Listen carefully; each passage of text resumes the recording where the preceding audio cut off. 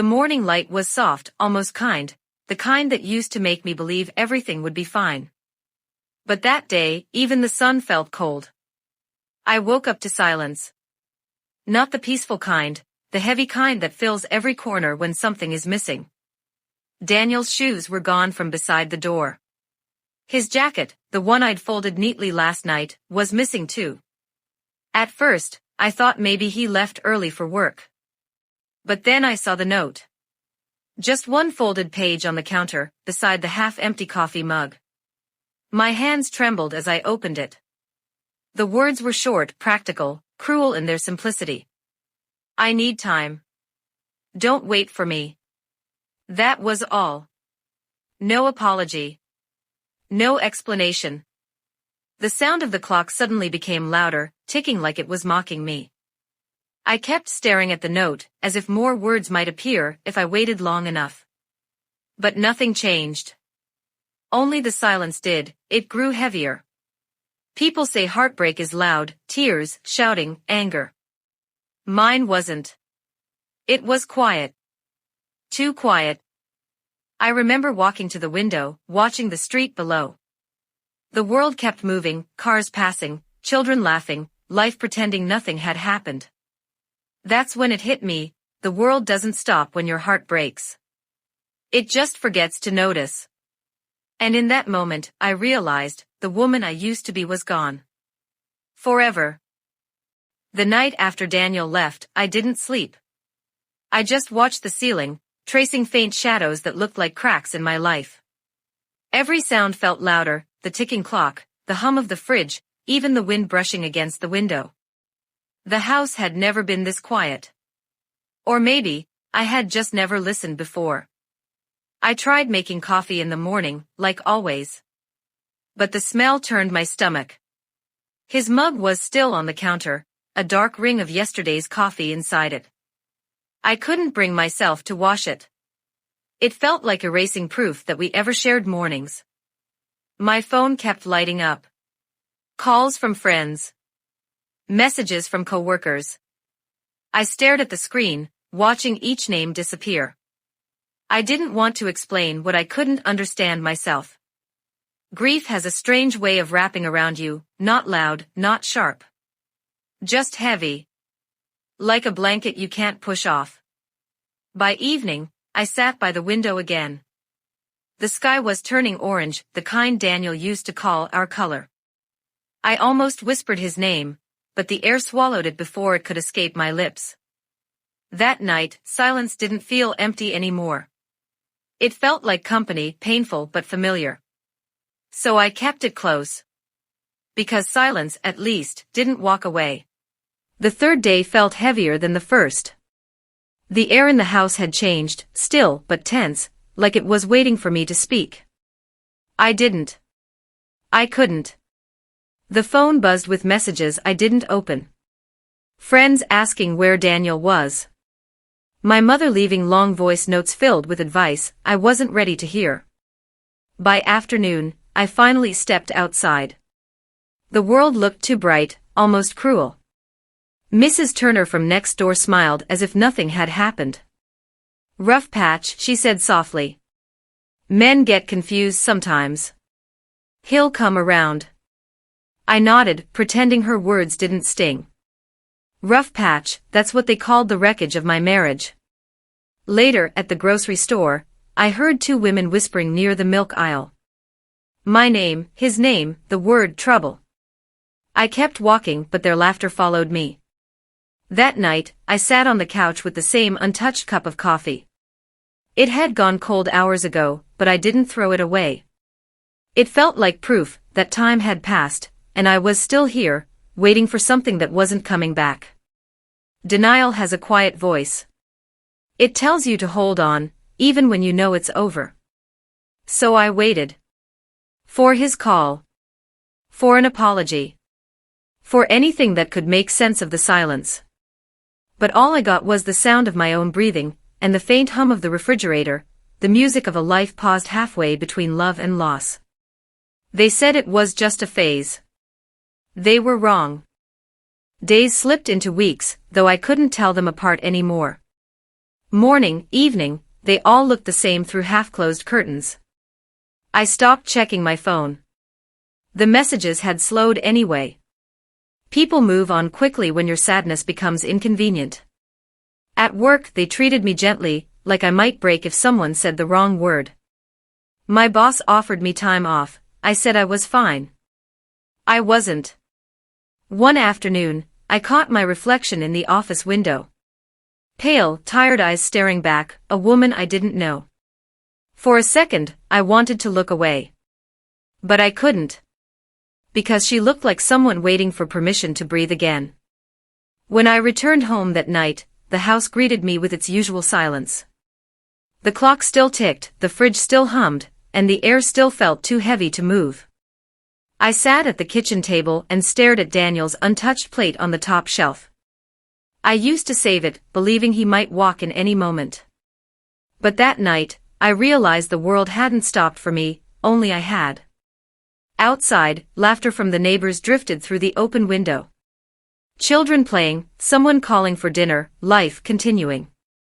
I picked up the plate, ran my fingers along its edge, and finally placed it in the sink. The sound of the porcelain touching metal echoed softly, like a goodbye only I could hear. The world had moved on. Maybe it was time I tried to follow. The morning light slipped quietly across the floor, soft and golden. For the first time in weeks, I didn't hide from it. I opened the curtains. The air felt new, almost shy. Dust danced in the sunlight like it had been waiting for me. The coffee mug was still there, his mug, but this time, I didn't stare at it. I made a fresh cup for myself.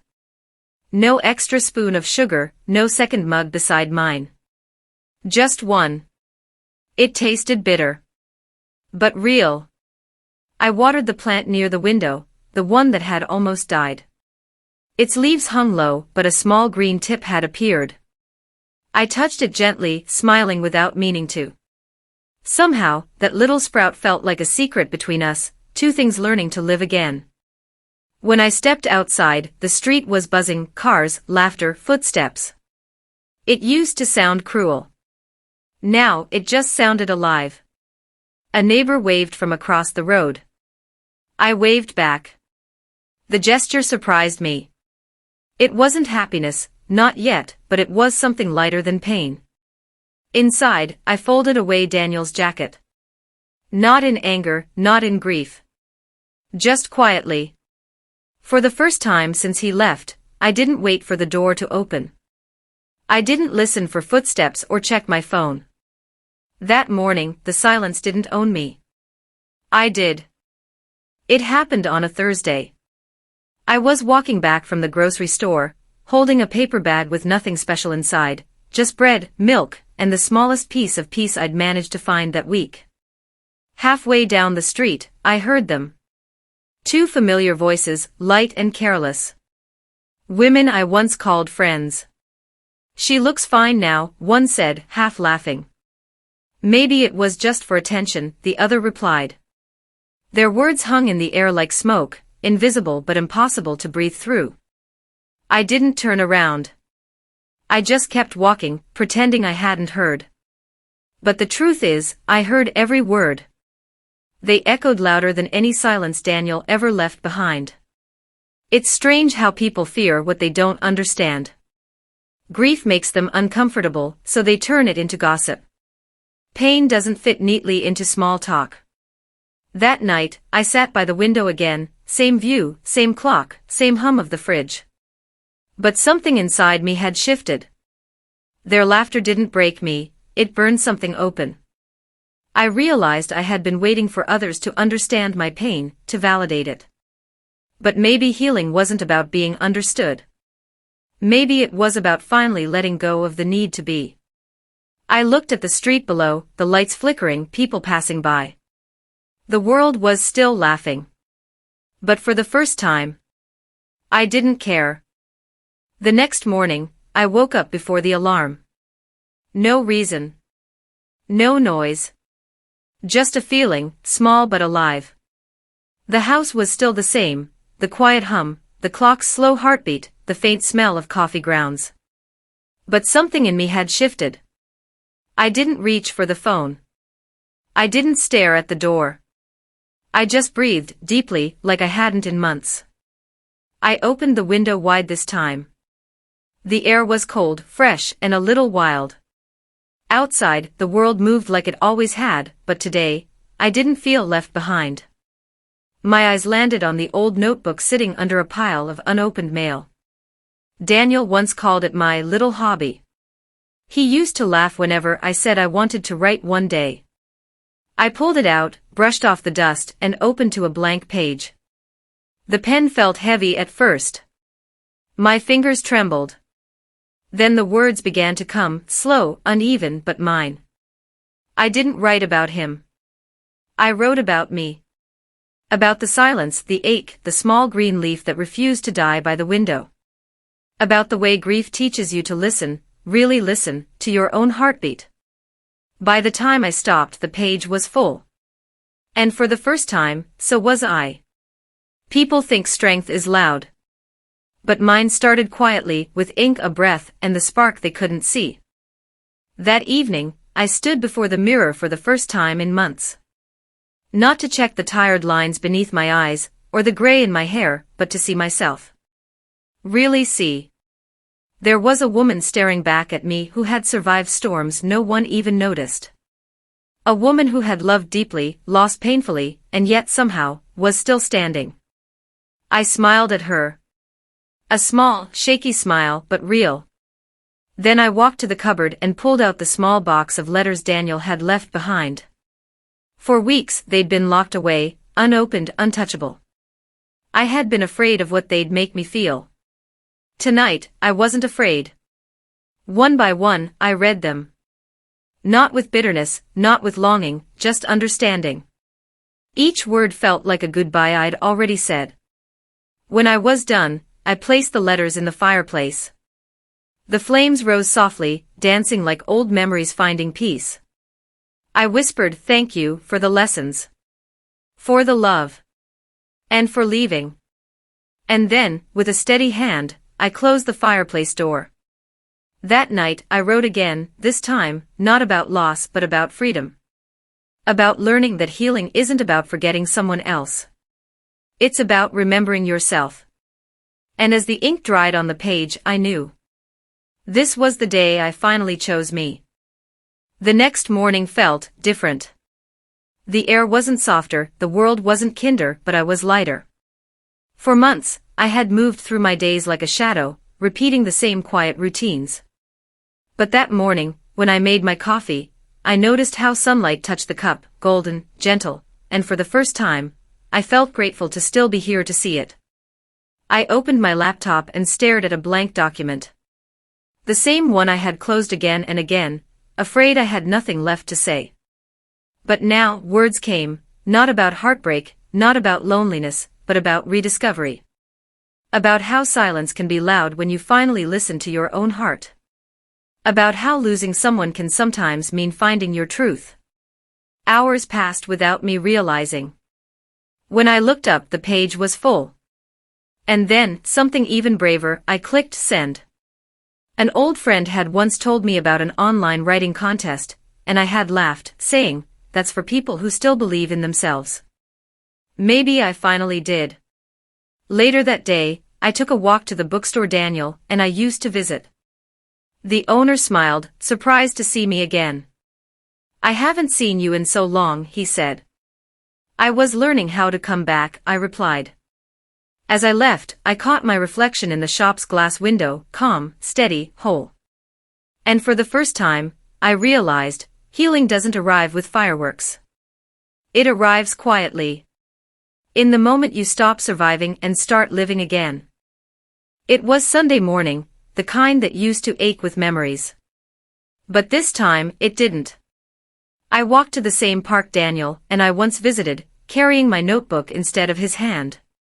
The benches were still the same, the trees still whispered in the wind, but the weight in my chest had changed. It wasn't gone, just gentler, like a scar that stopped hurting when you finally accept it's a part of you. I sat under the old oak tree, opened my notebook, and began to write again. Not about him. Not even about me. But about life, the strange, beautiful way it keeps going, even after it's been broken. A little girl ran past me chasing a red balloon. Her laughter echoed through the park, light and untamed. It made me smile, not because I missed my old life, but because I finally felt ready for a new one. I wrote until the sun began to fade, and when I closed the notebook, I felt something I hadn't in a long time, peace. On my way home, the streetlights flickered one by one, guiding me forward. The world wasn't perfect. Neither was I. But maybe healing wasn't about perfection. Maybe it was about choosing to begin again, even after everything falls apart. That night, I brewed a cup of coffee, just one, and stood by the window. The city lights shimmered like 1,000 small promises.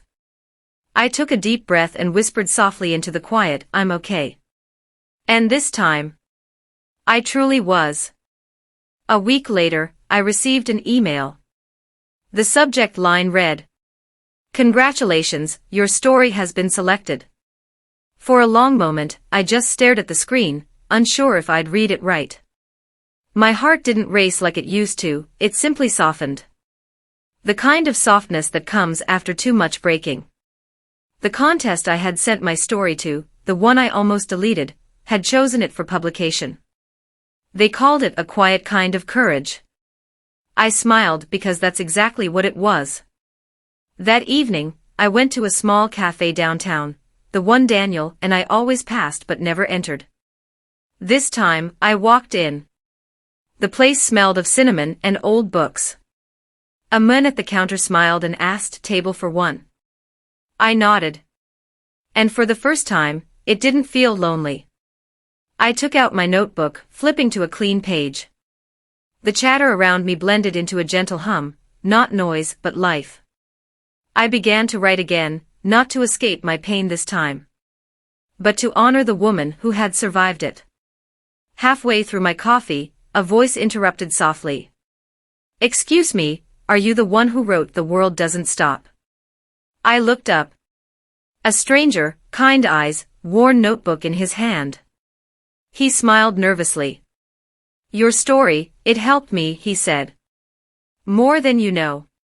For a second I couldn't speak. All I could do was smile, small, grateful, real. When he left, I sat quietly, watching the steam rise from my cup. And it hit me, healing doesn't just change you. It ripples, quietly touching lives you'll never fully know. That night, walking home beneath the streetlights, I felt something I hadn't dared to name in a long time. Hope. Not the loud, desperate kind, but the kind that hums softly in your chest, reminding you that even after everything, you can still begin again. The morning she saw her name in print, she didn't cry. She just sat there, quiet, still, staring at the page that once lived only inside her pain. There it was. Her story. Her name. Printed in black ink beneath the title. "The World Doesn't Stop." For a long moment, she just traced her fingers over the letters. Not to believe it was real, but to honor the journey it took to get there. The emails began to pour in, strangers writing about how her words had found them in their darkest nights. Some said it gave them courage to leave. Some said it gave them strength to stay. Every message felt like a piece of her heart finding its way home. That afternoon, she returned to the same cafe. The man with the kind eyes was there again, sitting near the window. He looked up and smiled, not as a stranger this time, but as someone who understood what it meant to break and still choose to begin. They didn't talk much. Just shared a quiet table, 2 cups of coffee, and the kind of silence that didn't hurt anymore. Outside, autumn had begun to paint the world in gold. Leaves drifted slowly down the street, falling but beautiful in their fall. She watched them and thought, maybe that's what healing really is, learning how to fall without fear. When she walked home that evening, her house didn't feel empty. It felt open, filled with light and air, and the quiet hum of possibility. The same clock ticked. The same window glowed. But now, every sound felt alive. Before bed, she opened her notebook once more. On the first blank page she wrote, "This isn't the end. It's the beginning of the woman I was always meant to be." Then she closed it gently, set it on the nightstand, and turned off the light. The world hadn't stopped. And finally, neither had she.